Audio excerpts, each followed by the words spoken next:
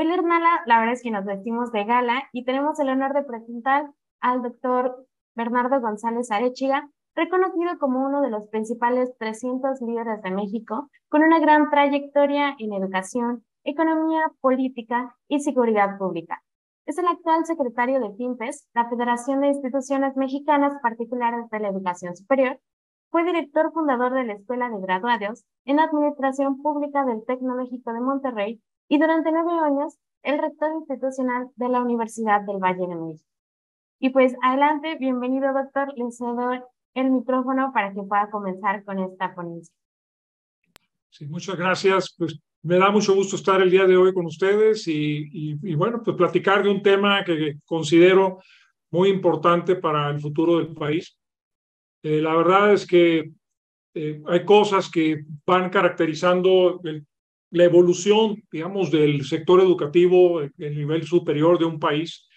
Y creo que para resumir un poco la perspectiva que estamos tomando en esta presentación, es que estamos hablando de México enfrentando gran cantidad de retos, pues vamos a ver ahorita algunos de ellos, y también unas oportunidades de transformación importantes. Entonces, esta presentación se construye a través de tres ejes que me parecen importantes.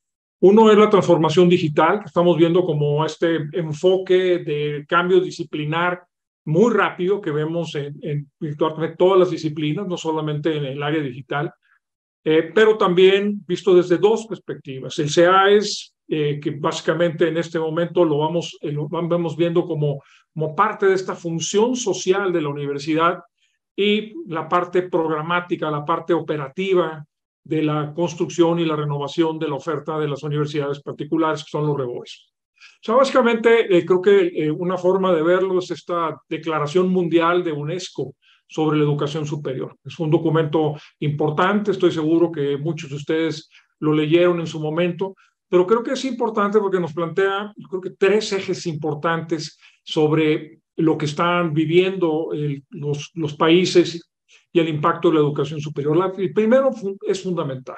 Es una sociedad cada vez más basada en el conocimiento. Una sociedad que aprende, una sociedad que se renueva a sí misma a partir del conocimiento. El segundo es el posicionamiento de la investigación y la educación superior en sí mismo en el desarrollo cultural de los países, el desarrollo pues socioeconómico y, por supuesto, en la construcción de la sostenibilidad de carácter ambiental. Básicamente, el tercer elemento que creo que es relevante en este posicionamiento de UNESCO a inicios de este siglo es que se encuentra en la educación superior pasando por un rápido periodo de renovación y de transformación. Y es lo que vamos a hablar, ese es el marco de referencia el cual planteamos. Yo quisiera hacer mención de manera muy rápida a una plática anterior que tuvimos aquí con Lernala. En ese momento hablábamos sobre la certificación de competencias y el futuro de la educación superior. En ese caso hablábamos del impacto que tiene la cuarta transformación industrial, los sistemas energéticos, el Internet de las cosas, por supuesto la inteligencia artificial, las tendencias de la educación superior. Aquí hay varios elementos que son muy importantes, como el aprendizaje activo, los Fab Labs, la fabricación crítica, la impresión crítica, que son algunos elementos que han venido a transformar la ingeniería, la aplicación de inteligencia artificial, por ejemplo, en el área de ciencias de la salud, las herramientas digitales, en fin, todo esto lo englobamos en aquel momento en esa visión del antropoceno, en el cual el ser humano transforma el planeta y lo gestiona.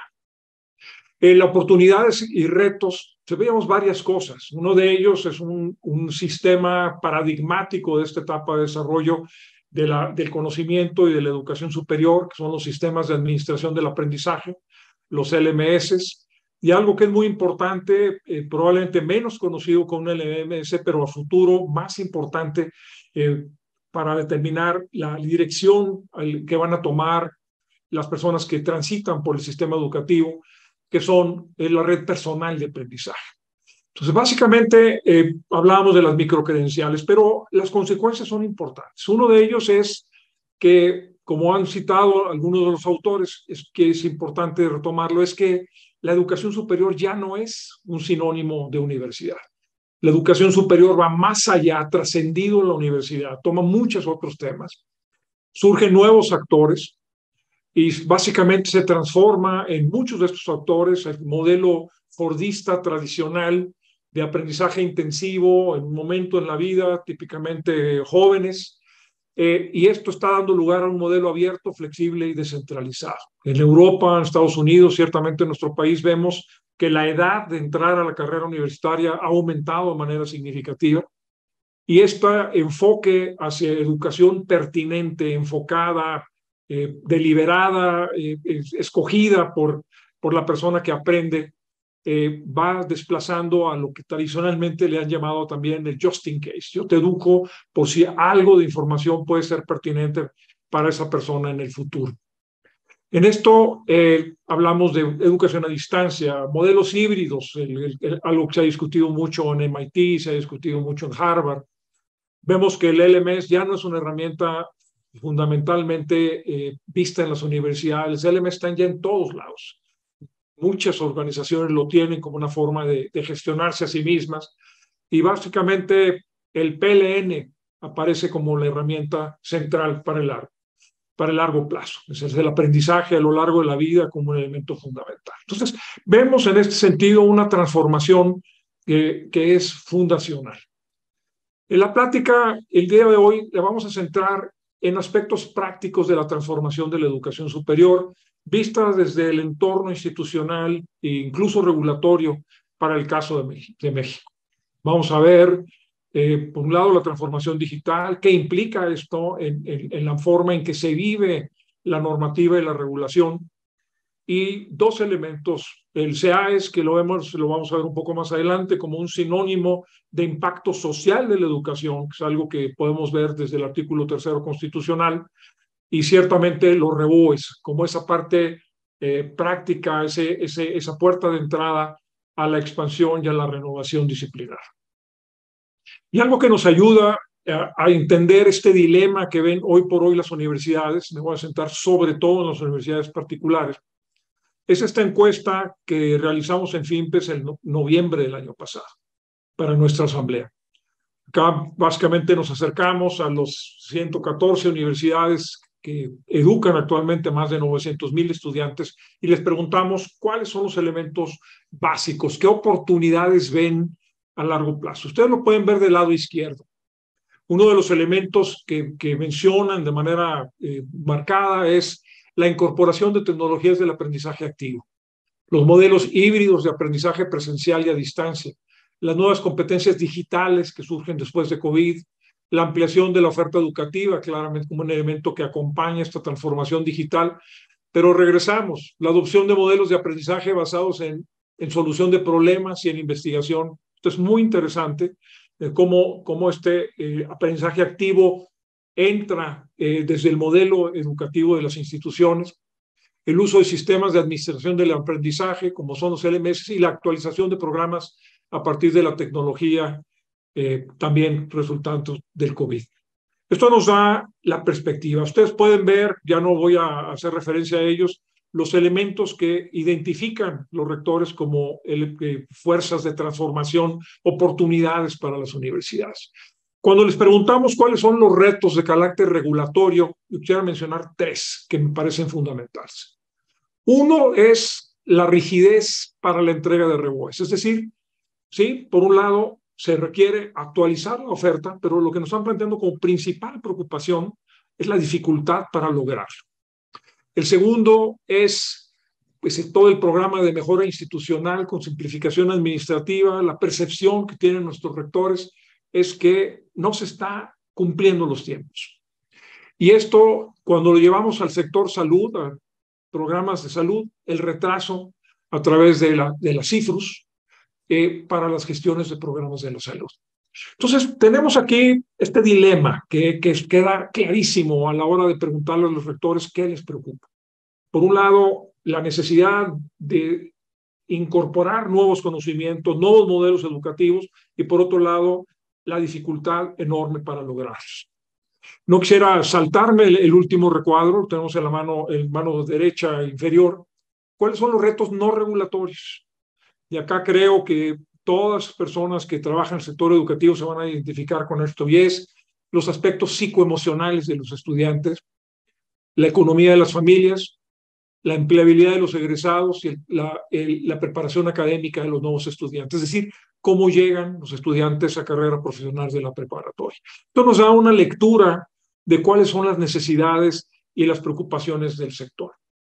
Pero déjame ahora plantear esto y quisiera construir esta reflexión a partir de un planteamiento que me parece muy válido, que surge de pues, toda esta preparación y este despliegue de la nueva ley de educación superior, que básicamente plantea dos grandes elementos. Uno es el impacto social de la educación superior.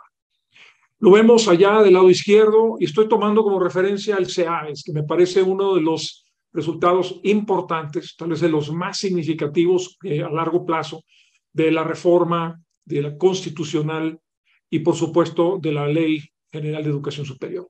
Estamos hablando del sistema de evaluación y acreditación de la educación superior. Pero yo quisiera aquí plantearles a ustedes, sugerirles que lo veamos de una manera amplia. No lo veamos meramente como una política pública o una herramienta que permite desplegar la visión del tercero constitucional, sino veámoslo como un símbolo del impacto social y cultural de la educación superior. Veámoslo también como este proceso de planeación, lo vamos a ver un poco más adelante, este aspecto orgánico de cómo las instituciones se piensan a sí mismas, se interpretan y se modifican de una manera secuencial a través de un proceso de mejora continua, que cosa muy especial mencionarlo, está, como ustedes recordarán, en el tercero constitucional. Y por otro lado tenemos del lado derecho la renovación disciplinar, es decir, aquí es el REBOE, es el reconocimiento de validez oficial de estudios, es el eje del control del sistema para el que se asegure el cumplimiento regulatorio como condición de transformación de la oferta. Refleja un proceso regulado, altamente regulado, lo vamos a ver de manera muy rápida, pero que asegura también el orden operativo. Y también en este sentido yo quisiera verlo, sublimarlo un poco, si me permiten, y verlo como un símbolo de la lógica regulatoria sustentada en la concepción actual de la Rectoría del Estado de la Educación. También lo vamos a ver. Es decir, tenemos tres procesos: la transformación digital, tenemos el impacto social y tenemos, por supuesto, el proceso de reconversión de la educación. Entonces vamos viendo el primer bloque, es el REBOE y la innovación en la educación superior. Aquí la primera pregunta, lo voy a ver muy rápido: ¿qué son los REBOEs? ¿Cómo se pueden integrar a un modelo de innovación? Y vamos a posteriormente ver cómo se vincula esto con el proceso de innovación de las instituciones. Bueno, el REBOE es fundamental. Y déjenme darles algunos brochazos. No voy a leer estos 14 aspectos, pero sí quisiera mencionarles a ustedes que esta herramienta se menciona desde la propia Constitución. Es muy importante el contenido que aparece en la Ley General de Educación y también lo que aparece en la Ley General de Educación Superior. Son dos leyes complementarias derivados de esta reforma grande del sector educativo del 2019. Y por supuesto está acompañado de una normativa propia, actualmente es el Acuerdo 1711-17 en proceso de transformación. Bueno, esto es básicamente lo que permite concretar lo que la propia Constitución reconoce, que es el derecho de los particulares a ofrecer educación superior en todo nivel y en toda modalidad. Esto se imparte como un servicio público. Los estudios, algo que es muy importante, desde la propia Constitución, tienen validez en todo el territorio nacional y la propia autoridad se compromete a buscar que tengan validez fuera de México. Esto está en la Ley General de Educación Superior. En la Ley General de Educación, perdón. Tiene tres condiciones para el otorgamiento. Yo creo que es muy importante tenerlo presente, que son el personal docente, las instalaciones y los planes y programas de estudio. Básicamente es una autorización intransferible que se asigna a un domicilio particularmente definido, que permite ejercer las libertades que reconoce la Ley General de Educación Superior, de definir el modelo educativo, la organización y etcétera. Entonces, básicamente, el REBOE es este pasaporte para la educación superior. Hay varios elementos importantes, se tiene que renovar, se renueva una vez que venza 1.5 veces la vigencia del programa. Hay procesos de simplificación administrativa, los voy a mencionar, para aquellas instituciones que cumplen con ciertos estándares fijados por las autoridades. Otorga permanencia al sector educativo nacional y en cuanto a esta permanencia está obligado a participar en la estrategia, concertación, coordinación y en los procesos de mejora continua que define la propia Constitución en el artículo 3. Entonces, son elementos importantes. Es, por así decirlo, es la síntesis de derechos y obligaciones que constituyen un activo social. Y déjenme mencionar cuántos REBOEs hay hoy en el país. Tenemos esta riqueza técnica, que es la que constituye los REBOEs. Tenemos 29,000 REBOEs en el país. Son 17,000, casi 18,000 escolarizados, el resto son no escolarizados. Se imparten en 4,000 planteles. Estos programas ofrecen educación a 1.800.000 estudiantes en el país. Tienen alrededor, son 60 opciones educativas o programas educativos, licenciaturas, programas de ingeniería, representan más del 95% de los estudiantes, alrededor de hecho del 98%. Hay una enorme concentración. 9 programas concentran el 50% de los graduados. Ahí está enfermería, está, por supuesto, derecho. Hay muchos programas que tienen una atención muy, muy concentrada. Cada institución tiene la flexibilidad, por lo que veíamos anteriormente, de definir su portafolio, y cada rector tiene la enorme responsabilidad de asegurar que sus programas sean de calidad, estén actualizados y se puedan hacer. Entonces, realmente, cuando vemos esto como parte de la riqueza, del capital que constituye la educación superior en un país, lo que corresponde es ver qué tan bien lo gestionamos, qué tan rápido no lo actualizamos. De aquí déjenme mencionar dos de los elementos comunes cuando hablamos de innovación en términos generales, ciertamente aplicables a la educación superior. Tenemos los grandes teóricos como Michael Porter. Yo estoy tomando pues básicamente una verbalización de Aberdeen, un teórico muy famoso de la planeación. Es que tenemos 4 posicionamientos de las instituciones. Algunas buscan ser innovadoras, ser los primeros en llegar. Otros buscan ser seguidores rápidos. Otros son imitadores y adaptadores. Y algunos siguen una estrategia de especialidad. Hoy, si vemos nuestro sector educativo, vamos a encontrar con cierta claridad qué instituciones caen en cada uno de estos. Y aquí lo que distingue este posicionamiento, al final de cuentas, es qué tan profunda y cuál es la orientación que tiene su investigación, desarrollo e innovación en el sector educativo. Esto es muy importante. Entonces, tenemos un eje que es la rapidez de la innovación y la forma de innovación. Y otro eje que es muy importante es cómo se mueve el sistema en su conjunto. Es decir, cuáles son las innovaciones que están sucediendo en el sector educativo y fuera del sector educativo. Tenemos las incrementales. Tenemos, para darles algunos ejemplos, es la actualización de programas, las materias híbridas, el uso de los MOOCs, los badges y las nuevas disciplinas podrían ser ejemplos de incremental. Pero tenemos ya ejemplos muy importantes de innovación radical, y esto permite o lleva a la obsolescencia de modelos tradicionales de enseñanza. Acá vemos, por ejemplo, el tema de la educación en línea, modelos híbridos, flexibles, educación basada en problemas, los Fab Labs, y ciertamente el modelo dual con estos esquemas de internship vividos en las empresas, ¿no? Son algunos modelos, digamos, podemos considerar radicales. Pero los transformacionales también los tenemos presentes. Ustedes lo saben, muchas de las instituciones grandes en el mundo ya no exigen licenciatura para contratar, por ejemplo, programadores, personas especializadas en ventas, operadores de call centers, incluso especializados. Lo que buscan son certificaciones, lo que buscan es batches. Básicamente, la definición de estas, digamos, el servir, por ejemplo, a los nómadas digitales como un grupo focal de atención, también nos habla de un modelo transformacional. Lo estamos viendo en México de una manera también significativa, como lo vemos en todos lados. Estos son dos modelos que son importantes. Pero a mí me parece que es fundamental este último.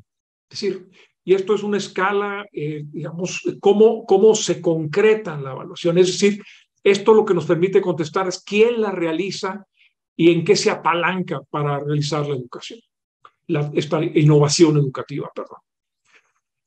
Y básicamente aquí el planteamiento, y cito a una persona que seguramente muchos de ustedes conocen como autor y como actor dentro de la educación superior en México, que es Guillermo Fernández de la Garza, y básicamente él nos habla de tres pivotes.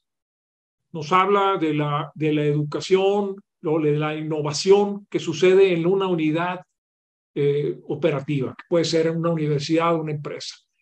De que básicamente son instituciones que tienen una visión, idealmente una visión global, informada, con capacidades tecnológicas y articuladas. Pero la transformación de impacto no va a darse a través de esta vía. Necesitamos regiones innovadoras, sistemas nacionales de innovación. Y esos son los siguientes bloques. Un sistema regional de innovación básicamente busca la consolidación de clústeres, la formación de competencias tecnológicas, digamos, de uso colectivo, de uso generalizado, mecanismos de articulación y servicios competitivos, que son una de las cosas que voy a hablar al término de esta presentación. Ciertamente de la investigación orientada a la innovación y la conexión idealmente también con redes globales. Si ustedes recuerdan, son elementos que vimos en la declaración de los rectores, ¿no? Estos son los temas que están presentes en la preocupación de los rectores, como veíamos al principio. Pero realmente el elemento fundamental se da en el Sistema Nacional de Innovación. Y déjenme plantearlo aquí de una vez, lo vamos a ver un poco más adelante, pero si nos vamos al segundo bloque, la idea es cómo consolidar ciudades digitales y cómo estas ciudades digitales pueden convertirse en clústeres de innovación educativa. Esto lo vemos en algunas ciudades en el mundo y lo hemos visto en la integración, por ejemplo, en Silicon Valley, en Boston, en ciudades europeas, también en Texas, en Austin, por ejemplo, como formas de generar sistemas regionales de información con una vinculación estrecha entre industria y sistemas educativos. Pero bueno, al final de cuentas, creo que la gran pregunta es cómo podemos avanzar para un sistema de educación en este sentido más amplio. Entonces sería como un primer bloque de reflexión sobre el sistema de educación. Pero déjenme meter el segundo elemento. Hablábamos del CEAES como el sistema de evaluación y acreditación de la educación superior, con esta visión de la función social de la educación.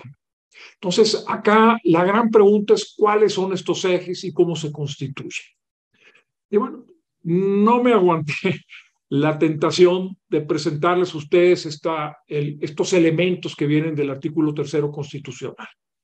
El artículo 3º constitucional nos habla de la rectoría del Estado en la educación y plantea tres elementos que condicionan la operación de la educación impartida por particulares en el país. Acá, déjenme describir de manera muy rápida lo que tenemos en este diagrama. Los renglones nos dan el tipo de educación. Partimos de la educación inicial, preescolar, primaria y secundaria, que es la básica, y además es obligatoria. La media superior también como una educación obligatoria, eso nos da los primeros 5 renglones. Y el sexto es la educación superior. Es una educación que el propio artículo describe como obligatoria, pero sujeta su ejercicio depende de 3 condiciones que establece el último numeral, que es el octavo, noveno del artículo tercero, que básicamente depende del fomento y la inclusión, o el fomento para la inclusión de la permanencia y la continuidad. Está sujeta a la disponibilidad de medios de acceso y, por supuesto, se ofrece a quienes cumplan condiciones y requisitos de admisión de las instituciones públicas, que se considera como algo inamovible, como algo que respeta la educación, la autoridad educativa. Pero ¿cuáles son estos tres ejes? El primer eje son los lineamientos de operación. Los lineamientos de operación, cuando hablamos de inicial, el artículo es muy claro, habla que el Ejecutivo Federal define los principios rectores y los objetivos de la educación inicial. El caso de preescolar, primaria y secundaria, el Ejecutivo Federal define planes y programas de estudio. Y en el caso de la educación superior, la norma a través de artículos generales como son la Ley General de Educación, la Ley General de Educación Superior. Entonces, básicamente se plantean todo esto y lo que une es la norma. Es decir, que esto es importante, la Rectoría del Estado no es una rectoría del Ejecutivo Federal, es una rectoría de los tres órdenes, y los tres niveles de gobierno, y en el cual el Congreso de la Unión tiene una participación importante. Es decir, define criterios o leyes para unificar y coordinar la función social de la educación, que es el mensaje que quisiera dejar. Entonces, el primer punto son los lineamientos. El segundo es la condición de ingreso al sistema. Y la condición de ingreso al sistema para la educación básica viene de la autorización previa del sector público, ya sea estatal o federal. Y para el caso de la educación media superior, preparatoria y educación superior, pues profesional y posgrado, viene de los reconocimientos de validez oficial de estudios. Entonces, ese es nuestro segundo elemento que constituye la Rectoría del Estado. Y el tercero es muy interesante. Y básicamente es la orientación dirigida hacia la mejora continua, una mejora continua enfocada en la función social, sobre todo para el caso de la educación superior. En el caso de los primeros niveles, hasta llegar a nivel de preparatoria, esto se rige por el Sistema Nacional de Mejora Continua para la Educación, con las funciones que ahí se detallan, no las voy a mencionar. Y para el caso de la educación superior, se refine y se norma a través del CEAES. Entonces ahí es donde entra este bloque como un elemento que condiciona la actuación de las instituciones de educación superior.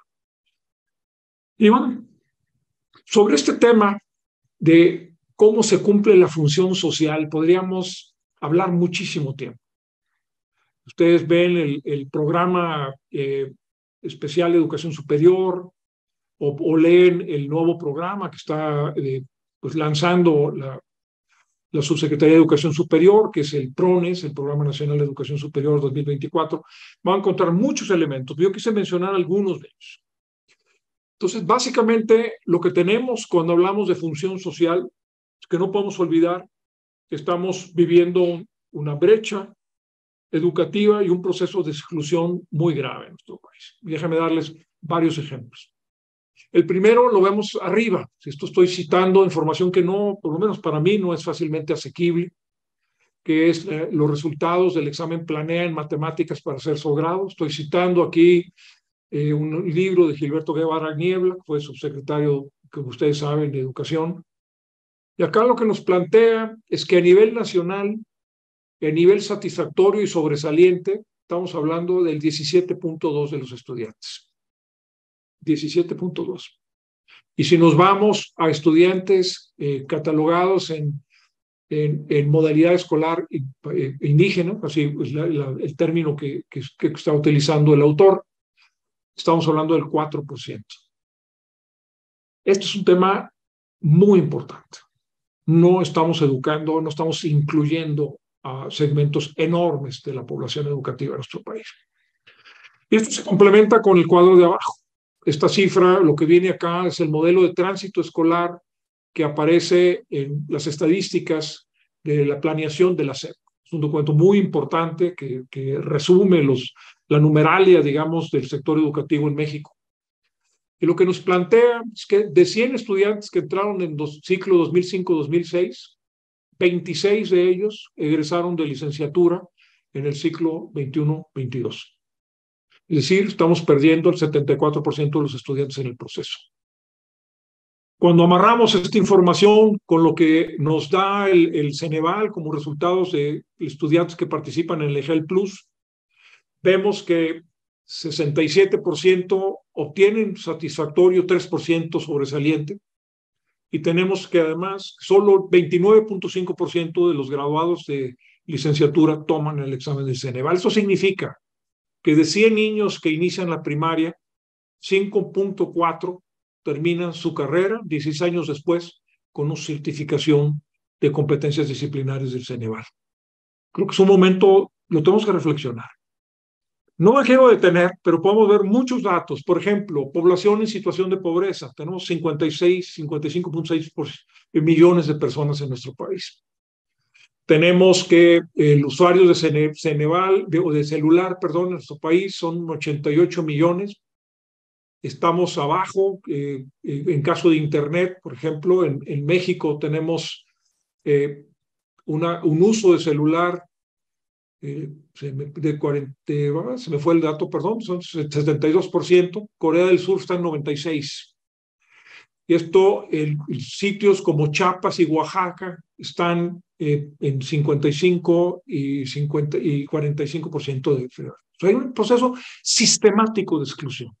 Entonces, cuando hablamos de la función social de la educación superior, este tema se vuelve apremiante.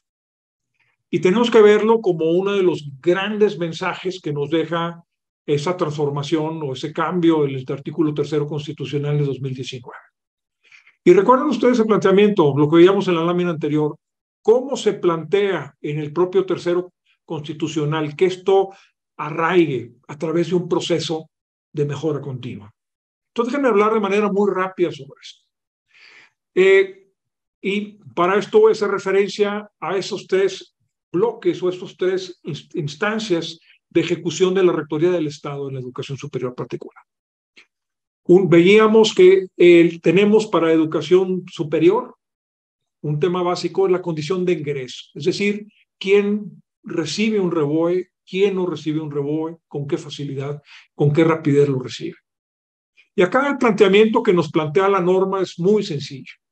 Si una institución cuenta con docentes, instalaciones y planes de estudios, lo veíamos que estos son los 3 elementos centrales de un REBOE, pero además cumple con las normas administrativas de uso del suelo, seguridad estructural y protección civil, que son propias de contar con instalaciones apropiadas. Entonces, la autoridad permite que esa institución crezca en su número de REBOEs y renueve los REBOEs anteriores. Si esta institución además cumple con ciertos criterios de calidad, de antigüedad, de acreditaciones y algunos otros, incluso enfoque de responsabilidad social, entonces esa institución se la permite renovarse con mayor rapidez. Esto es una norma importante y que no deja de ser un poco paradójica.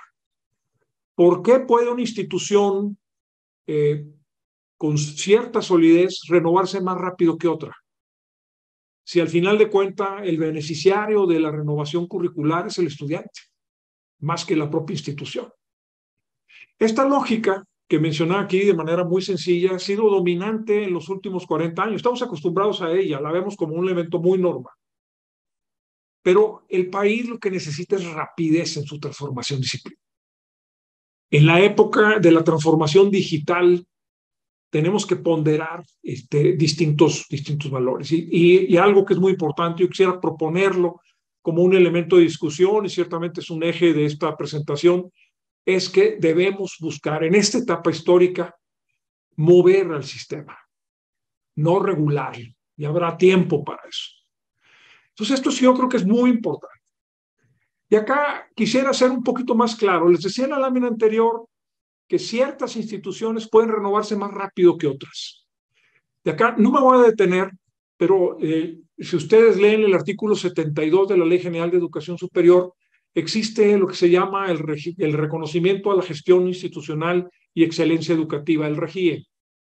Y es muy poderoso, porque lo que permite es que una institución que cumple con las condiciones que aparecen en el lado izquierdo, no lo voy a leer, tiene como beneficio una forma más rápida de renovarse.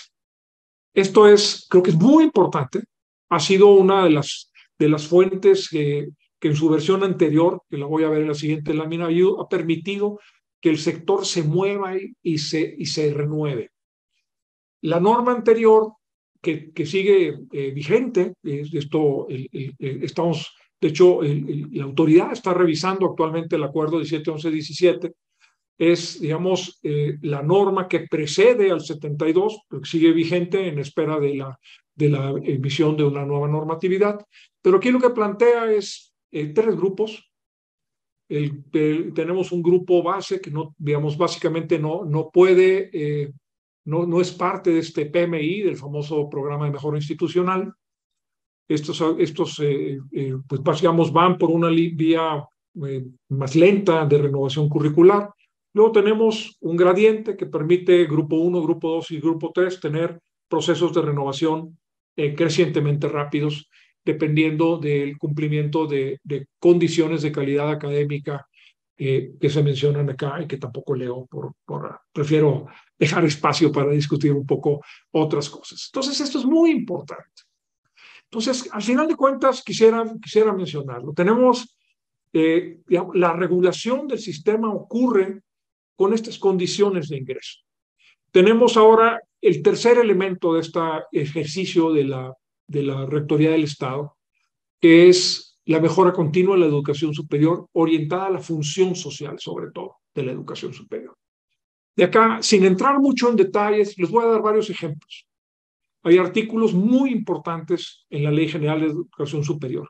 Uno de ellos es el artículo 9.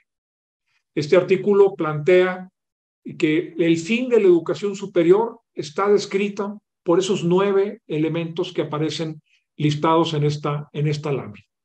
Pero fíjense ustedes la importancia de estos planteamientos. Estamos hablando de contribución al derecho a la educación y al aprendizaje integral. Y acá, acuérdense lo que vimos en la lámina.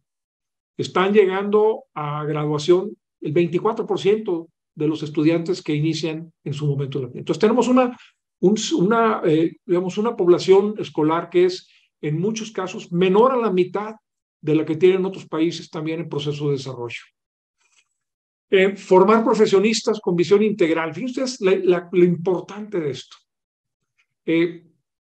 Digamos, la función social de la educación superior, uno de sus fines es formar profesionistas con visión integral, sólida preparación, comprometidos, con conciencia ética, solidaria, pensamiento crítico, etc. Ustedes lo pueden ver. Capaces de aprender a lo largo de toda la vida. Por eso quise mencionar los sistemas de aprendizaje individuales, ¿no?, al principio de la presentación.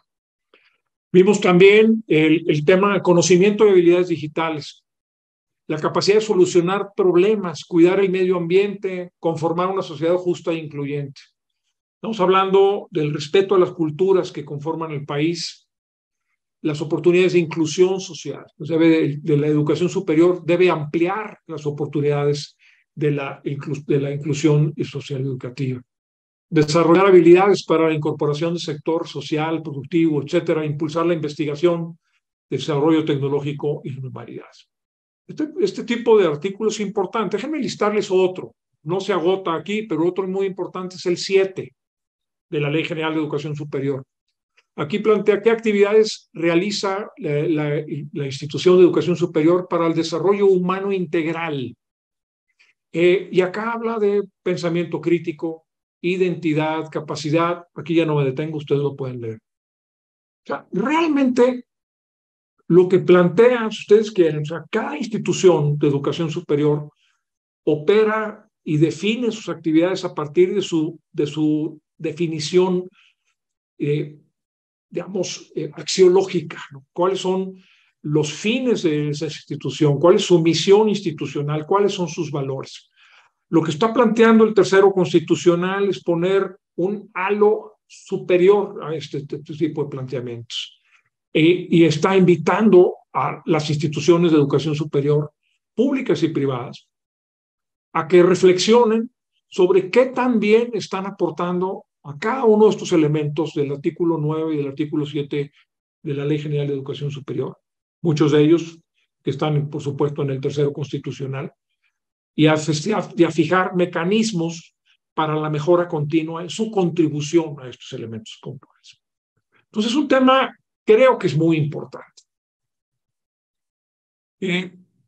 Aquí está el tema de los fines de la educación, y al final de cuentas, la invitación que nos está planteando, y acá dejen de abusar un poquito del término, les comento que anteriormente fui por muchos años maestro de la materia de planeación a nivel posgrado. Es un tema que a mí me parece importantísimo y fascinante. Entonces, cuando hablamos de la mejora continua en la educación superior, básicamente hablamos de un proceso de aseguramiento de calidad orientado hacia la mejora continua. Este puede ser un proceso implícito o explícito. Y hay muchos modelos. Ninguna ley establece qué modelo debe adoptar una institución, pero sí hay una invitación puntual a que las instituciones adopten un modelo que sea ordenado, idealmente explícito, para ir reformando, ir haciendo esta reflexión sobre la alineación a esta función social de la educación superior. Y esto es muy importante. Aquí esta lámina citamos o cito el tema del CEAES, que contempla la autoevaluación propia de cualquier proceso de transformación universitaria, pero también un diálogo entre pares, esa coelaboración, coevaluación y, por supuesto, la acreditación institucional. Nuestra acreditación institucional de FIMP es muy importante, a mi juicio, está muy alineada a este proceso, porque parte de la visión axiológica de una institución, que yo les diría, realmente nuestras instituciones de educación superior tienen misiones institucionales que están muy alineadas en términos generales a lo que plantea este artículo constitucional. Pero esta reflexión es importante. Y lo que quiero plantear en esto es que finalmente, si tomamos en serio esto, y creo que hay que hacerlo, o sea, basta ver los números del rezago y la exclusión que estamos viviendo en un país como México, esto es una tarea importante. ¿Qué tanto estamos cumpliendo esta función? Al mismo tiempo que es importante ver qué tan rápido nos estamos transformando en temas tecnológicos, en temas de formación digital. Entonces, al final de cuentas, déjenme tratar de resumir un poquito dónde vamos. El sistema de innovación tiene 3 ejes: la transformación digital, disciplinar, el fin social de la educación y la legalidad y orden operativa. Todos ellos, por lo menos desde mi punto de vista, son importantes, yo diría indispensables. Entonces, tenemos múltiples demandas de transformación. Partimos de una situación de rezago en que no nos hemos ajustado al cambio tecnológico. Hay una gran fuente de cambio asociada con la transformación digital, el cambio de desarrollo disciplinar, pero también tenemos una demanda significativa de cambio con este enfoque social que, si no lo atendemos, vamos a seguir profundizando la polarización, generando vacíos en nuestro país con un costo sistémico muy alto. Yo creo que ese es un tema que debemos, desde mi juicio, tener siempre presente. Por lo tanto, hay una doble vía, y aquí vuelve a ser importante regresar a nuestra reflexión de hace un momento. ¿Cuál es la ruta de cambio? ¿Es una ruta radical, transformacional? Tenemos una dimensión de ajuste progresivo hacia los fines sociales, desarrollo humano. ¿Cómo, al final de cuentas, administramos este cambio, no solo en instituciones individuales, sino de manera sistémica? Y bueno, aquí esto se dedica esta tercera sección, que es la última de esta presentación. ¿Cómo alineamos procesos de innovación en la educación superior, ¿no? ¿Cómo administrar el cambio? Y acá hay algunas ideas. Yo quisiera, de nuevo, pecar de ser economista y darles algunos datos. Creo que es importante. Gestionar el cambio requiere procesos de información. Y acá déjenme darles algunos de los temas. Cuando hablamos de digamos, la información que las instituciones de educación superior que aparecen en el centro de este diagrama integran a la Secretaría de Educación Pública, cada año entregan 25 millones de datos y de documentos en el formato 911. Cada año, o sea, si queremos mantener los REBOEs como manda la ley, actualizados, con uso del suelo, con permisos de protección civil, con todo lo que plantea, estamos hablando de actualizar 2.7 millones de datos, que son los que están detrás de los REBOEs actualizados. 2.7 millones de datos. FIMPES, también tenemos nuestro proceso, le llamamos el SAE, estamos muy orgullosos sobre esto, es un proceso que ayuda a soportar la acreditación, pero nosotros también pedimos información. Cada año recibimos alrededor de 1.7 millones de datos. Pero bueno, si nos vamos ahora al lado izquierdo, esto es fundamental. ¿De dónde sale la información sobre uso del suelo que asegura que estamos teniendo a nuestros estudiantes en espacios seguros? Pues salen de gobiernos locales, de municipios, de alcaldías, en el caso de la Ciudad de México. Permiso de uso del suelo, y temas de seguridad estructural, planes internos de protección civil, permiso de establecimiento mercantil de bajo impacto, por ejemplo, son algunos de estos elementos. Y aquí tuve el gusto de ver mi amigo, el maestro Guillermo Colorado, trabajamos juntos algunas de estas cosas, es un rector que está haciendo un trabajo, a mi juicio, muy, muy interesante. Pero cuando hablamos del plan interno de protección civil, por ejemplo, se requieren alrededor de 120 trámites. Algunos de ellos son permisos terriblemente exigentes en términos de información. Requieren planos de instalaciones, requieren la presencia de peritos, evaluadores de seguridad estructural, los directores responsables de obra, por ejemplo. Requiere también de otro tipo de fedatarios especializados que tienen que ver con personas que pueden dar constancia sobre la integridad de los planos que constituyen una entidad educativa, por ejemplo. Pues ahí estamos hablando, cuando sumamos todo esto, de alrededor de 500,000 de piezas de información. Es un tema muy importante. Luego tenemos otras fuentes. Ahí hay desde las firmas electrónicas, que cada vez más afortunadamente entran en estos procesos. Tenemos notarios, tenemos los DROs que ya mencionaba. Entonces tenemos un complejo de información que tiene, digamos, muchos atributos. Esto es, digamos, si quisiéramos pensar en un sistema que aprende, un sistema educativo basado en información, que toma decisiones a partir de evidencias, necesitamos construir un sistema que podamos llamar inteligente. Este sistema, y aquí les voy a dar, digo, simplemente cómo sacamos algunos de estos datos. No me detengo, pero para que vean ustedes esta información, y aquí agradezco a mis colegas de FIMPES que nos ayudaron a procesar estas series interminables, por ejemplo, del formato 911, que es lo que las instituciones reportan a la Secretaría de Educación Pública. Y bueno, ahí tenemos información sobre institución, campus, infraestructura, programas de licenciatura y posgrado, tecnología de la información. Eso nos da el gran total de 25 millones de datos, de los cuales se procesa actualmente un subconjunto pequeñísimo.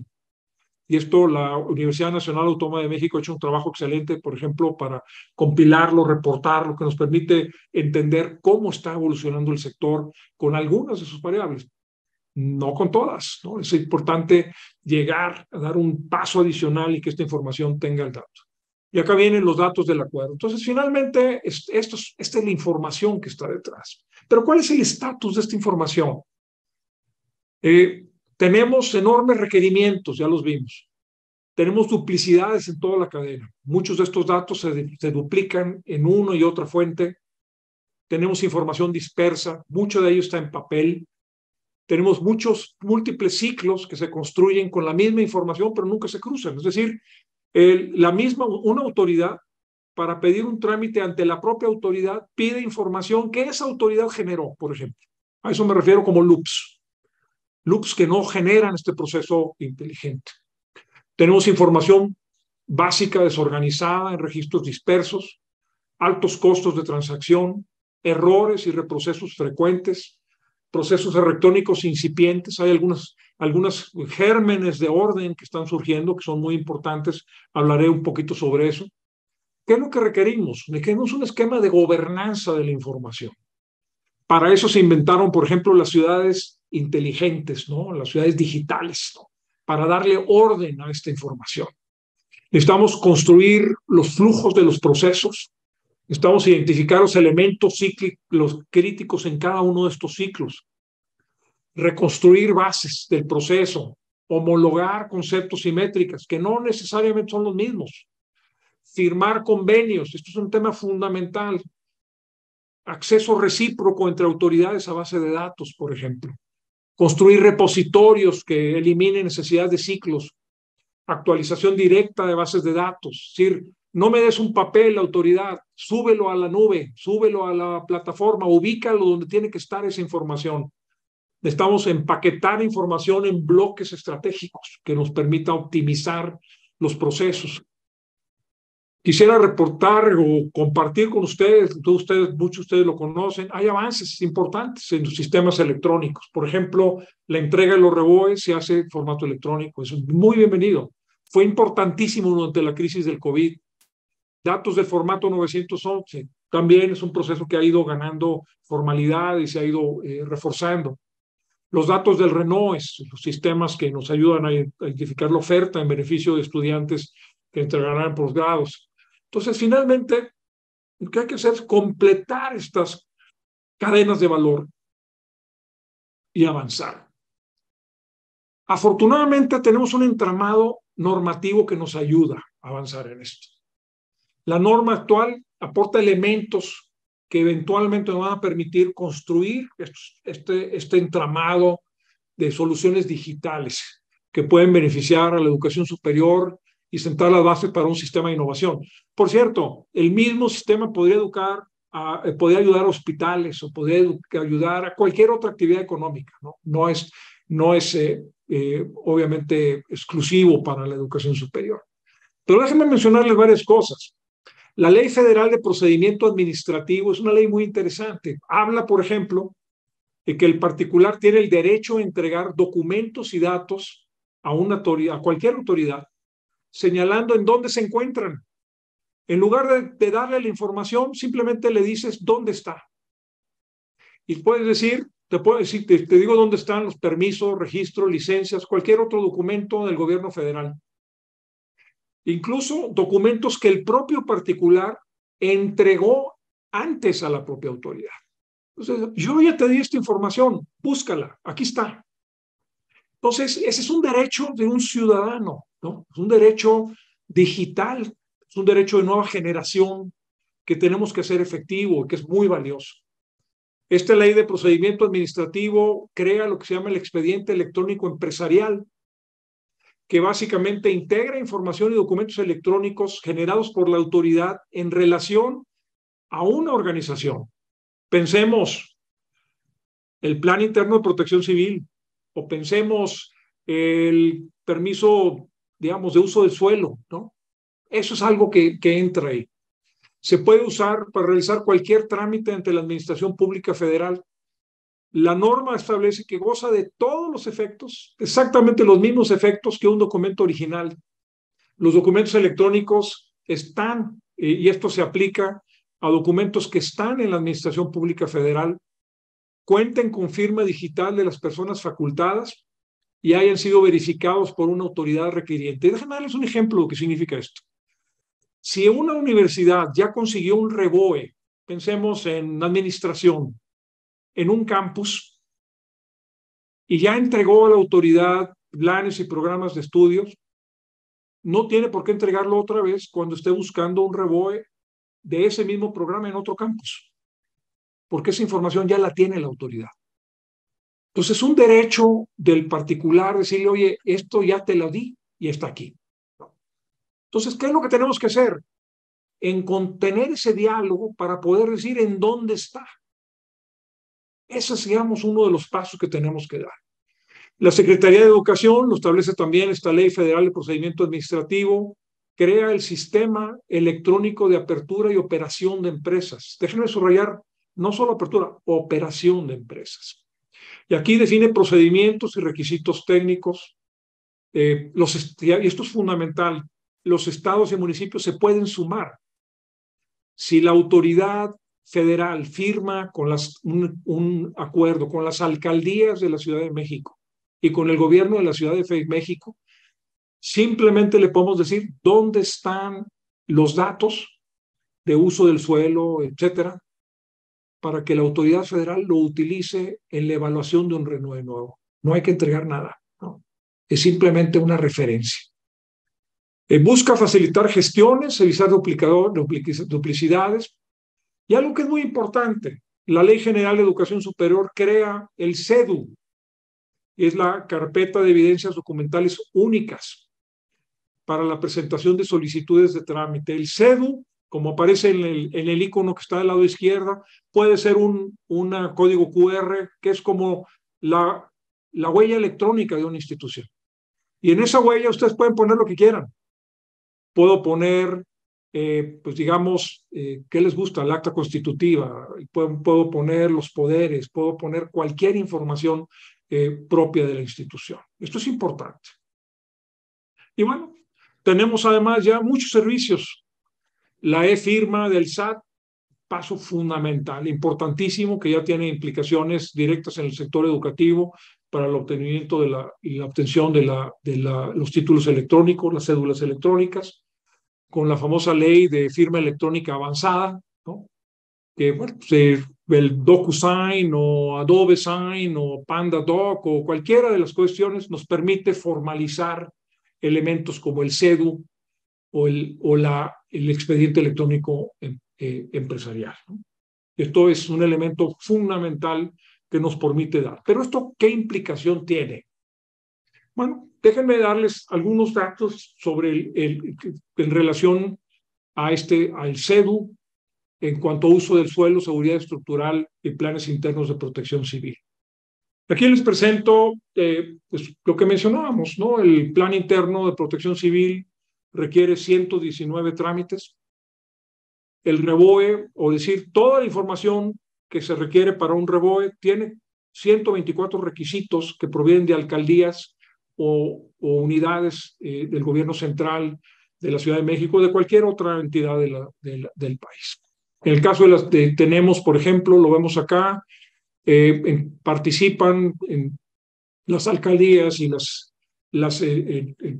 pues las autoridades que aparecen acá, algunos casos autoridades federales también. Entonces, ¿qué es lo que se busca en todo esto?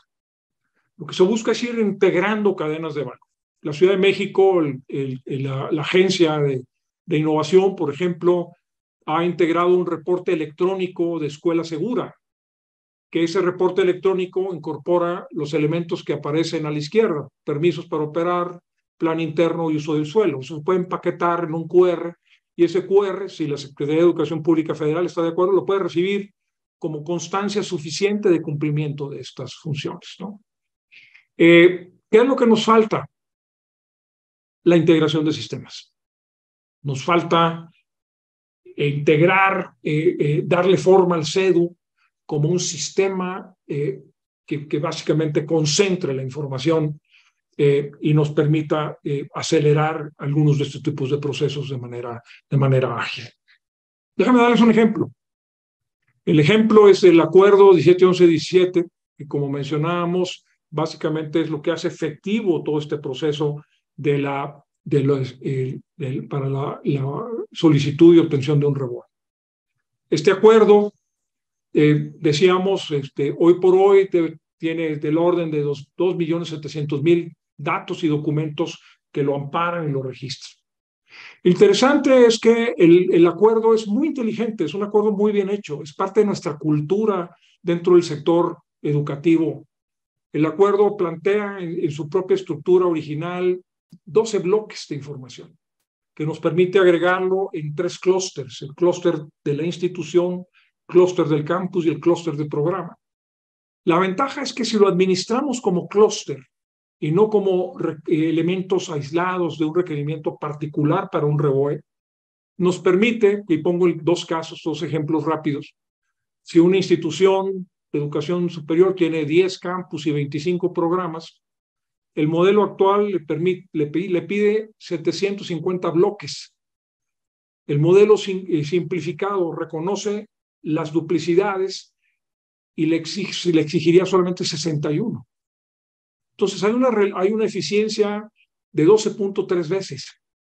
Si estamos hablando de una institución más grande, por ejemplo, que tuviera 20 campus y 40 programas, entonces la eficiencia ya no es de 12.3 veces, es de 16 veces más. Entonces estamos hablando, digamos, de ir generando soluciones que permitan la actualización de los REBOEs a partir de información que puede estar ya dado de manera integral. Y déjenme terminar.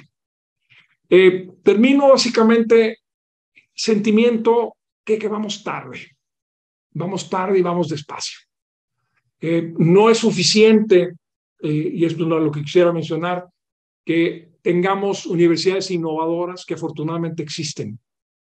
Esas universidades innovadoras seguirán marcando el paso, han decidido invertir en este proceso de IDI, de investigación, desarrollo e innovación, pero no es suficiente. Necesitamos mover al sistema en su conjunto. Y esto requiere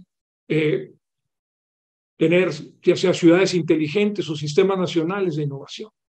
Nos exige, entre otras cosas, buscar esta información, articularla de una manera más clara con una visión de sistema. Aquí hay un gran potencial para crear clústeres disciplinares, por ejemplo, como las universidades públicas han hecho históricamente en nuestro país. ¿Cuántas universidades particulares tienen programas asociados con instituciones públicas? Es un clúster. Este proceso lo podemos acelerar, lo podemos dinamizar para que siga cobrando fuerza. Y bueno, termino con una reflexión que no puedo dejar de hacer, ¿no? Y es una reflexión de que este reto nos exige trabajar juntos. Necesitamos articular. Necesitamos, digamos, volver a esta competencia básica que es la colaboración, ¿no? Y aquí pues no puedo dejar de pensar que de alguna forma pues nos ha costado trabajo llegar a este tipo de planteamiento. Entonces, lo dejo aquí, pues, no sé qué proceda, Nelly, te regreso la palabra, pero les agradezco su paciencia por escuchar esta presentación, pero sí creo que estamos en un punto donde todos podemos hacer algo para que este sector se mueva de manera más rápida, más asertiva, con sus dos dimensiones, una dimensión social y una dimensión disciplinar, ambas que considero absolutamente necesarias. Y muchas gracias, doctor. Bernala le agradece enormemente su presencia el día de hoy. Y no, bueno, me parece que aquí ya no hay preguntas en el chat. Y aquí por ahí también a nadie alza la mano. Entonces, por el momento vamos a pedirles a todos los invitados que prendan sus cámaras para que podamos tener una foto y vamos a hacer un conteo para podernos tomar la foto ya aquí con todos los asistentes. Por aquí en lo que prenden sus camaritas tenemos unos comentarios. Si tienen alguna pregunta, ustedes pueden escribir en el chat o alzar la mano. Y en Sí, les pediría por lo menos una pregunta, ¿no? Por favor. Vamos a desbloquear nuestra voz. Sí. Sí. Hola, doctor, buenas tardes. Siempre es un gusto escucharte, saludarte. Y a mí, bueno, cada que te escucho en las conferencias es como, pues, un panorama que finalmente nos abres, ¿no? Pero siempre, bueno, yo a veces me quedo con ese sentimiento, como tú lo decías, que vamos lento, ¿no? Y actualmente me parece que el panorama tampoco es tan alentador, porque parece que vamos aparentemente hacia adelante, pero vamos, ¿no? Sentimos muchos que vamos hacia atrás, porque todo lo que comentas, esto de la innovación, pues lo estamos viendo, ¿no? Desde las instituciones, las autoridades, pues esta también desde la falta de comunicación entre las diferentes dependencias, instancias, y al final de cuentas dependemos de eso, como tú lo decías, de la norma, de la regulación, para tener esta apertura a innovación, a esto que se ve a futuro, ¿no? Entonces, pues nosotros podemos empujar, podemos, esto que tú decías, creo que las alianzas, la sinergia que tenemos que hacer todos los actores de este sistema educativo, pues a veces pareciera que, híjole, que hay fuertes resistencias a ello, ¿no? Ahora que lo comentas con este sistema nacional de evaluación y acreditación, donde pues de entrada las instituciones acreditadoras se les ve como, pues esto, como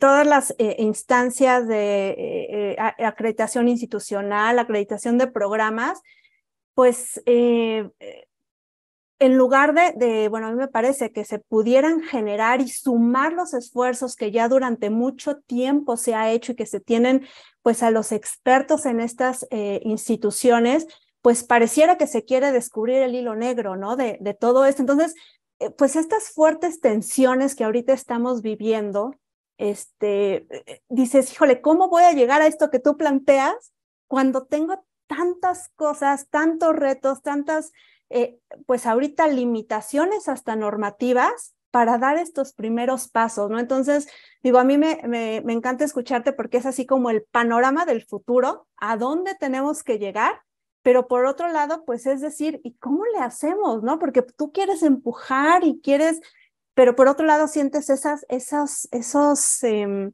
pues que algo detiene, ¿no? Que no deja avanzar tan rápido como se quisiera. Entonces, híjole, los retos de las instituciones y justo todo, además todos tenemos este objetivo común de una educación de excelencia, que lo tenemos hasta en la constitucional, así debe ser, ¿no? Pero bueno, tú lo has dicho, tanta desigualdad, tanta exclusión también, en fin, ¿no? Que bueno, cuesta como decir, y ahora, ¿cómo avanzamos juntos, no? Esto que tú decías. Entonces, pues gracias. Solo agradecerte también por darnos este panorama de hacia allá tenemos que ir y bueno, entre todos buscar el cómo lo logramos, ¿no? Sí, muchas gracias, Carla. Bueno, la voz de Carla pues tiene una función muy importante en la renovación también escolar, ¿no? Yo creo que Arce lo ve de una manera, creo que privilegiada, ¿no? Entonces, pues gracias por el comentario y que al final de cuentas hay que buscarle y seguir trabajando juntos. No quisiera hacer algún comentario adicional y me interesa mucho que sigamos, veo algunas manos alzadas y escucharlos. Muchas gracias. Hola, doctor, buena tarde a todas y a todos. Les saludo con gusto y coincido con Carla. Siempre es muy emocionante escuchar una ponencia del doctor Bernardo con información pertinente y adecuada que refleja la actividad educativa, en este caso del nivel superior en México. Sin duda ha habido un crecimiento y un desarrollo desigual en este proceso en nuestro país. Y yo propuse cuando hubo la consulta pública o los foros de consulta para el CEAES, que se usara este modelo planteado por Michael Porter de triple hélice, en el que juntos, la academia, el sector privado y el gobierno tuviéramos un piso mínimo que incluso obviamente sirviera para el tema de acreditación, para caminar en un mismo sentido. No hemos tenido, o al menos yo, respuesta de si algo de esas propuestas se analizaron, si procedieron.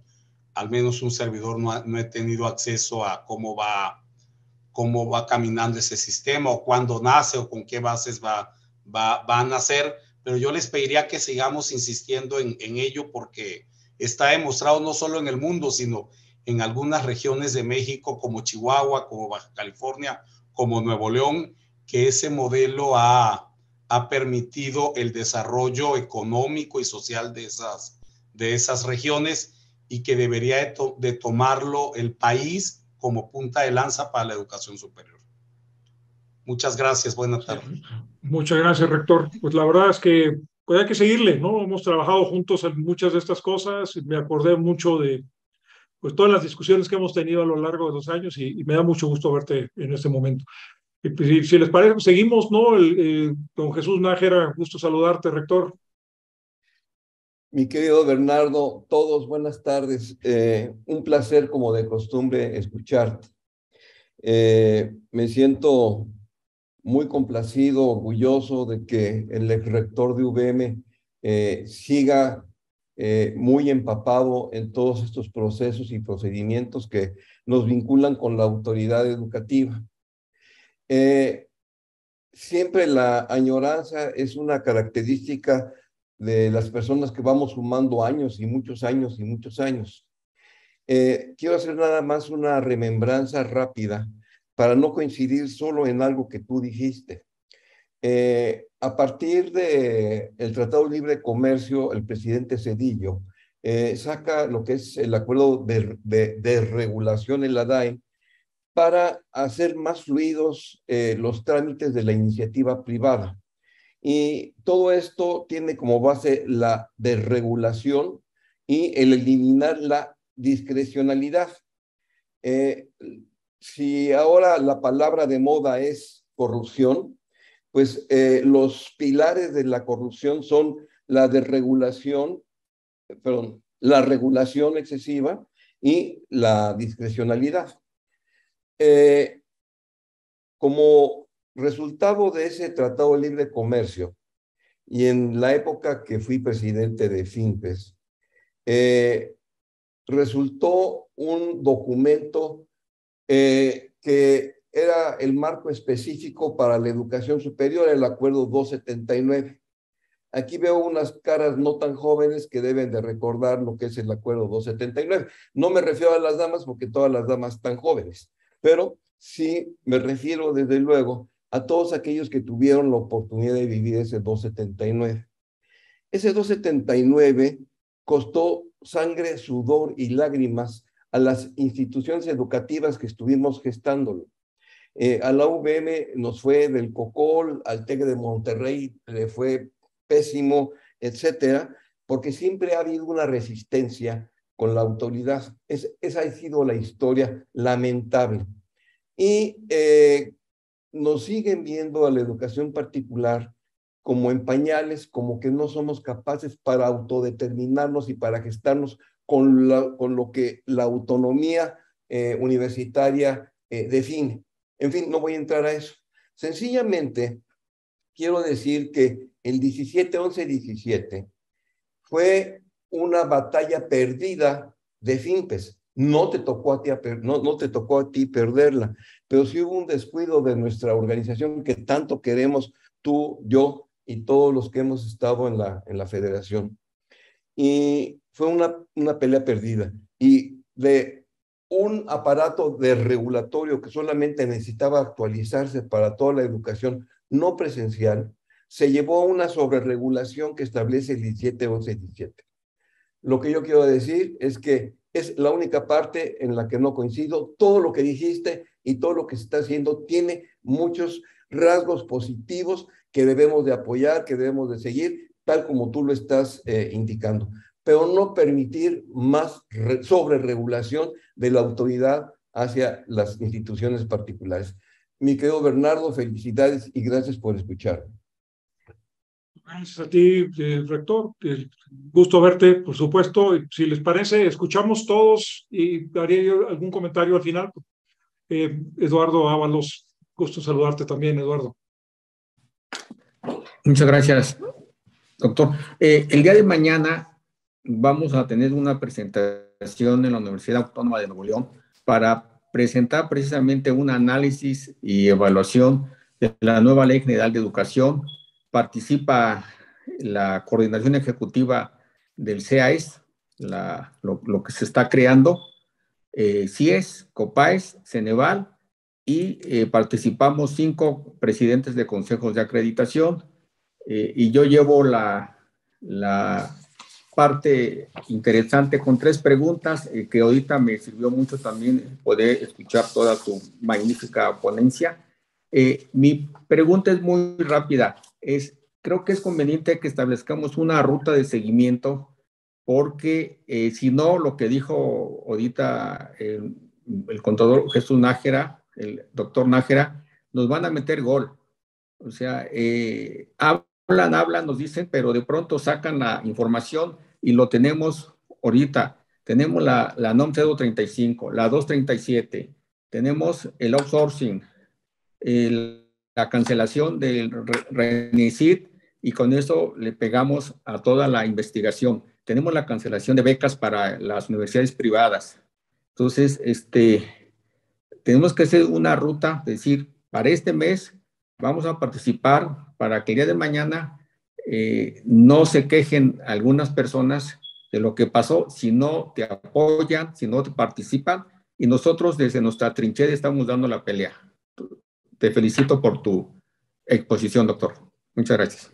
Muchas gracias, Eduardo. Escuchamos, se me fue el nombre, teníamos antes de la persona de enlace educativo, alguien más, no sé si quiere hacer uso de la palabra. Buenas tardes, doctor Bernardo, y buenas tardes a todos. Buenas tardes. Bueno, lo que estuve escuchando acerca del retraso, si hablamos hablando de tiempo, ¿cuánto es el tiempo de retraso en el que estamos, usted está hablando, usted que tiene conocimiento? Y si, por ejemplo, lo que acaba de hablar el profesor Eduardo, respecto a trazar una trayectoria o trazar un plan, si con un plan definido, ¿en qué tiempo se podría estar a la altura de lo que se requiere en la calidad educativa y en lo que usted estaba hablando? Sí, muchas gracias, Benigno. Si parece, escuchamos también. Te presentas, vemos Enlace Educativo Nacional, ¿no? No vemos tu nombre, si te presentas primero y luego te escuchamos. Gracias, buenas noches. Una disculpa, mi nombre es Joel Rodríguez. Bueno, como lo dice aquí el pequeño banner, soy director de gestión administrativa de Enlace Educativo Nacional y bueno, también soy estudiante de la Universidad Pedagógica Nacional en la carrera de Administración Educativa. Me gustaría antes que nada agradecer, bueno, la exposición y el conocimiento aquí vertido del doctor Bernardo, que ha sido muy interesante. Tengo aproximadamente 10 años de experiencia en el rango educativo y una de mis especialidades justamente ha sido la construcción, administración y operación de REBOES para instituciones educativas superiores, no a nivel nacional. Entonces me ha tocado vivir la transformación desde el acuerdo 286 hasta el 11-17-11, 18-11-18, hasta el 20-10-22, que bueno, tiene apenas unos meses vigente. Se me hace interesante realmente todo lo que comenta, porque sí, la cantidad de tramitologías que se utilizan para obtener un REBOE llega a ser ridículo. Y en muchos aspectos, aquí hablando, bueno, de las grandes instituciones que se encuentran el día de hoy, la SAI, la UVM, etcétera, estos grandes monopolios de educación que existen en México, desde mi experiencia, creo que también es importante traer a la participación a las instituciones de educación superior que son más pequeñas, que quizás no tienen un campo de captación tan amplio, pero que cuando lo vemos en una distancia, ¿no? Realmente es una captación importante, más en los pequeños núcleos sociales, ¿no? Donde ya existen escuelas que quizás no pueden tener 2 o 3 campus, pero que también tienen que ser integradas en estos procesos. Entonces, ese es un punto que me gustaría tomar. Posteriormente, de los vicios de la automatización, principalmente de los sistemas que se han automatizado por parte de la Dirección General de Acreditación, Incorporación y Revalidación, ¿no? De DEGAIR, principalmente hablando de la cuestión de REBOE, sí ha sido muy rápido, ¿no? Ha sido mucho más dinámica la forma de acceder, pero también se vuelve de una forma más fría, ¿no? Ya no se pierde el cabildeo con la autoridad, y pues debemos de también tener consideraciones para poder, como bien lo comenta el doctor, acelerar la aplicación de estos clústeres, pero también dejar vías normativas y de comunicación entre la autoridad y los particulares. Es importante.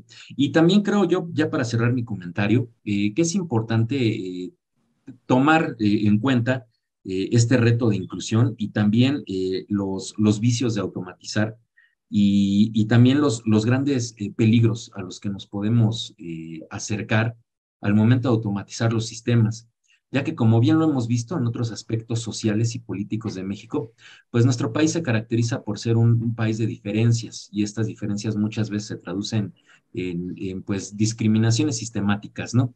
Muchos espacios, muchos estados, muchas instituciones particulares, pues imagínense, no tienen acceso a este tipo de información.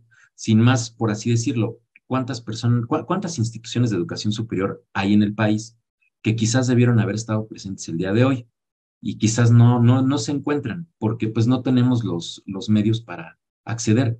Yo me enteré por la Universidad Pedagógica Nacional, ¿no? Entonces, pues este gran reto de la innovación debe de ir de la mano con un compromiso de la inclusión de todos los agentes particulares de la educación superior en México, porque como bien lo mencionaron en el comentario anterior, la educación privada es totalmente capaz de ser autónoma, pero esa capacidad de ser autónomos, de ser autorregulables, va muy de la mano de la organización interna que tengamos. Entonces, pues dejo hasta aquí mi comentario y agradezco el espacio para poder expresar mis pensamientos. Buenas tardes. Sí, muchas gracias, Joel. ¿Hay alguien más? ¿Nos dices tu nombre, por favor? Hola. Buenas tardes. ¿Sí se escucha? Hola. Se escucha, adelante, por favor. Te felicito y me da gusto saludarte. Muy clara tu exposición. Creo que por ahí es el camino, donde tenemos que hacer un gran frente para, por lo menos, establecer un diálogo sobre estos aspectos que has planteado de una manera muy clara, porque en los particulares tenemos doble problema. Tenemos dos pisos desparejos. Uno, frente a la autoridad, en donde efectivamente el principal dique o muro para pasar son las medidas regulatorias. Pero además también tenemos otro que incluso puede levantar suspicacia en torno a cómo se otorgan ese tipo de reboes a instituciones y si se cumple y si se cumple con ese paso de todo lo que se tiene que requisitar y la entrega de ese documento formal, por un lado. Por otro lado, hace muy pocos años, 2, 3 años, estamos hablando de 4,000 y feria de instituciones registradas de educación superior con reboes. Hoy estamos hablando de 5,000 y feria o algo así, de una manera extraordinaria. No se ha movido, no, perdón, rectifico, 2,000 y tantas instituciones, 2,700, algo así, instituciones de educación superior. Hoy estamos hablando de 5,000 y feria, ¿no? Entonces, también esa parte sí regula, pero a lo que se exige la mejora continua, que se exige la calidad, que se exige la certificación, etcétera, etcétera. Y de repente hay una competencia porque tenemos que aceptarla así, tenemos que ser competitivos y además tenemos que competir en un espacio en donde, de acuerdo a la visión institucional que traemos, lo que es la misión de cada una de las instituciones, orientamos nuestros esfuerzos y nuestro trabajo. Entonces yo creo aquí que efectivamente ese espacio tan largo para lograr hacer las medidas regulatorias también nos ha atrasado muchísimo. O sea, el 279, el 1117, que incluso ya está desfasado porque la misma, si nos vamos a ordenamiento legal, la propia Ley General de Educación Superior, publicada ya, eroga precisamente las disposiciones del 1117. Entonces quedamos entre tramo y tramo en espacios vacíos para el marco jurídico de las instituciones y eso es enorme atraso y eso significa también distraer muchos recursos para estar navegando con esas circunstancias en donde tendríamos que estar orientando más esos esfuerzos precisamente a la calidad de la educación y fundamentalmente al sentido social de las universidades. Yo te agradezco que hayas compartido esto y pregunto a la organización si vamos a tener la oportunidad de una copia de tu exposición y los límites de que podemos hacer mención de ella pero creo que es muy importante esta presentación porque hay un gran vacío. Nosotros hemos estado haciendo las mismas preguntas sobre esto, ¿no? Entonces, el famoso instancia que nos va a dar la certificación para la calidad y la certificado de calidad y de la gestión de la calidad del residuo, no hay tampoco ninguna información que no sea la que se está trabajando en ello, ¿no? Y ese puede ser un elemento también para nosotros de respaldo, puede ser para los que cumplimos con los requisitos, poder también tener alguna ventaja competitiva con respecto a otros. Bueno, un saludo, un abrazo y muchas gracias. Mi nombre es Miguel.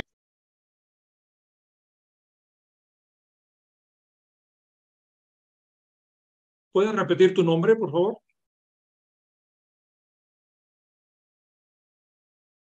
Está apagado tu micrófono.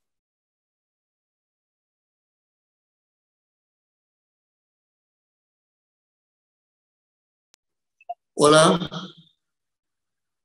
Ahora sí te escuchamos. ¿Puedes repetir tu nombre? Miguel Albáñez Espinosa, rector de la Universidad Internacional de La Paz. Acá son bienvenidos. Muy bien, te vamos a tomar la palabra. La Paz es un lugar maravilloso. Muchas gracias.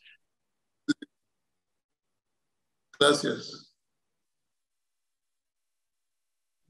Son buenas reflexiones, agradezco los comentarios y quisiera mencionar alguna cuestión. Yo lo que quisiera ver, nos mencionaba Benigno el tema de tiempos. Creo que ha habido una mejora, creo que Joel lo mencionó, la incorporación del sistema electrónico ha sido de ayuda. Creo que la gran preocupación, y coincido, va más por las universidades pequeñas, ¿no? Creo que las universidades grandes, lo mencionaba Joel, tienen en general grandes recursos, tienen la capacidad de trabajar en este tipo de cuestiones, son típicamente instituciones que tienen el beneficio del REGIE o antes del régimen, el grupo 3, por ejemplo, o grupo 2 del acuerdo 17-11-17. Esto, yo quisiera más que nada verlo por allá. Preocupación fundamental son las más pequeñas. Creo que coincido también, creo que necesitamos asegurarnos que haya un rumbo. La forma de entrarle a estas cosas yo creo que es múltiple, ¿no? Yo quise verlo, enfocarme hacia la generación de este sistema de innovación que me parece una idea muy venturosa, muy útil. Ha habido también iniciativas en las que varias personas que están presentes en esta reunión han participado y son procesos de desregulación, que es una vía alterna para avanzar en estas cuestiones. Pero yo creo que al final de cuentas la solución la podemos ver más con este enfoque integral, este enfoque de generación de cadenas de valor y al final de cuentas considero que son donde podemos ver un mayor impacto en el futuro. Entonces, yo termino con esto, el diálogo está ahí. Digamos, yo veo con optimismo la incorporación de las instituciones del CEAES y de esta disciplina del CEAES. Creo que puede ser un activo importante para las universidades. Creo que no podemos dejar de lado esta función social de la educación para reflexionar sobre ella. Y al final de cuentas creo que nos debe de llevar a una ruta de expansión, de crecimiento mucho más global, donde este efecto social no sea en ningún sentido ignorado ni dejado de lado. En fin, es una reflexión. Agradezco de nuevo la invitación, agradezco pues que hayan estado ustedes aquí en esta reunión.